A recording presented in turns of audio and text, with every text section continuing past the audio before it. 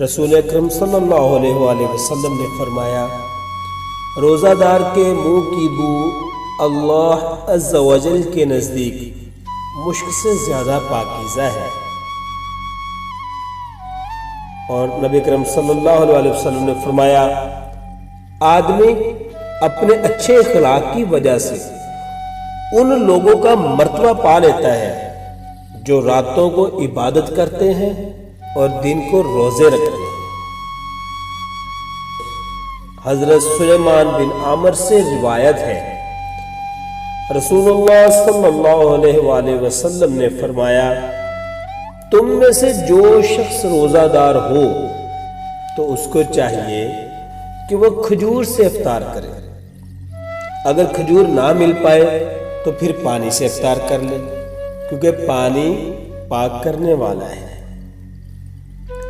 رسول اللہ صلی اللہ علیہ وسلم نے فرمایا، سحری کھایا کرو کیونکہ سحری کھانے میں برکت ہے، اور یقیناً اللہ اور اس کے فرشتے سحری کھانے والوں پر درود بھیجتے ہیں۔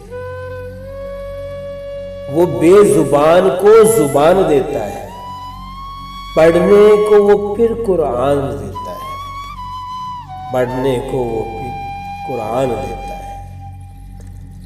بخشنے پہ آئے جب امت کے گناہوں کو، بخشنے پہ آئے جب امت کے گناہوں کو، تحفے میں گناہ گاروں کو رمضان دیتا ہے۔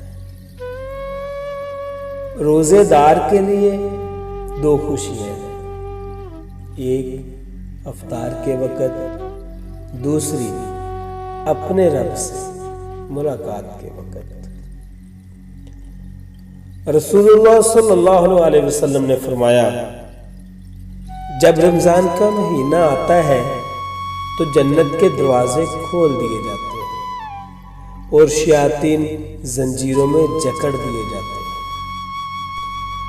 زندگی کو رمضان جیسا بنا لو تو موت عید جیسی ہوگی۔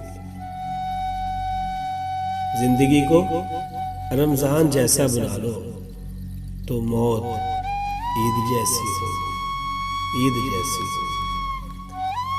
رسول اللہ صلی اللہ علیہ وسلم نے فرمایا، جس نے روزہ رکھ کر بھی بد زبانی اور جھوٹ نہ چھوڑا تو اللہ سبحانہ و تعالیٰ کو اس کا کھانا پینا چھوڑ دینے کی کوئی ضرورت نہیں۔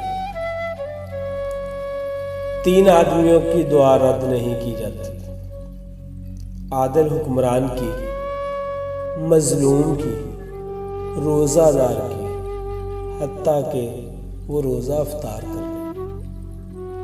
دعا ہے کہ اللہ تعالی ہمیں اس ماہ کی رحمتیں اور برکتیں صحیح معنوں میں لوٹنے کی توفیق عطا فرمائے، آمین یا رب العالمین۔